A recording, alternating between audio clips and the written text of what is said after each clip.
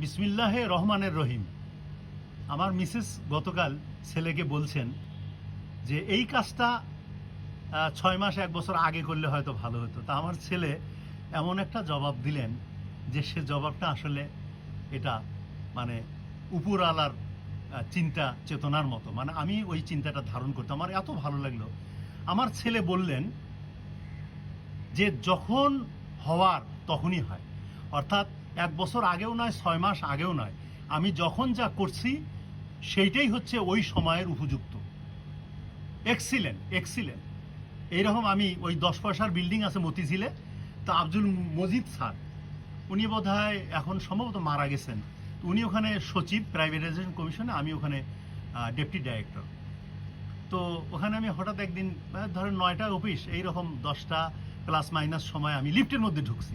তখন উনি লিফটের মধ্যে উঠতেছেন, সাথে সাথে উনি আমাকে বললেন, মতলুব দেরি হলো। আমি বললাম, স্যার 1 সেকেন্ডও দেরি নয়, 1 সেকেন্ড আগেও নয় পরেও নয়, একদম যখন আমার লিফটে পা দেওয়ার কথা তখনই আমি দিয়েছি। এটা আমি বলছিলাম। তা আমার ছেলেও একই কথা বলল, this is genetic code, this is হচ্ছে মানে রক্তের বন্ধন, জেনেটিক বন্ধন। তো এইটা একটা অতি মূল্যবান কথা। মানুষ বলে যে এটা যদি করতাম, ওইটা করতাম, এইটা হলে ওইটা হইতো। No, nothing. যখনকার যা তখন তাই হবে। আমাদের কাজ শুধু কাজ করে যাওয়া, কষ্ট করে যাওয়া, শ্রম দেওয়া। তাহলেই আল্লাহ পাক রাব্বুল আলামিন যখন যাকে যা ফল দেওয়ার তাকে দেবেন। আল্লাহ বলছেন যে আমি যাকে ইচ্ছা তাকে দিতে পারি, যার ইচ্ছা যার কাছ থেকে ইচ্ছা আমি কেড়ে নিতে পারি। এটা তো কোরআনের বাণী। আপনারা সবাই ভালো থাকুন, সুস্থ থাকুন।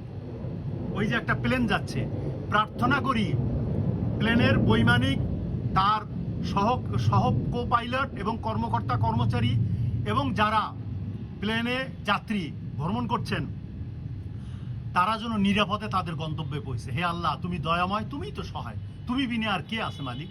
তারা যেন নিরাপদে গন্তব্যে পৌঁছতে পারে, এইটুকুই প্রার্থনা। তো আপনারা ভালো থাকুন। পুত্রের এই কথাটা যাতে ভুলে না যায়, সেই জন্য এই ভিডিওটা করা। আপনারা গাছপালাকে ভালোবাসুন, পশু পাখিকে ভালোবাসুন, সর্বোপরি মানুষকে ভালোবাসুন। আল্লাহ আপনাদেরকে ভালোবাসবেন। এটুকুই। আল্লাহ হাফেজ।